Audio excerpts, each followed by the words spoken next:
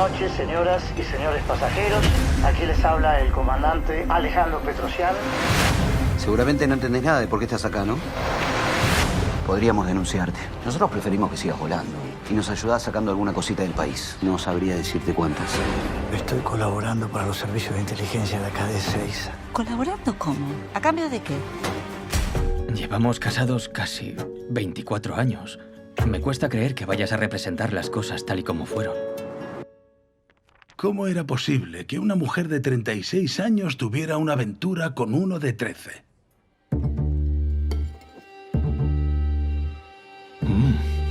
¡Qué bueno! ¿Cómo es tu relación con tus otros hijos? ¿Qué importa eso?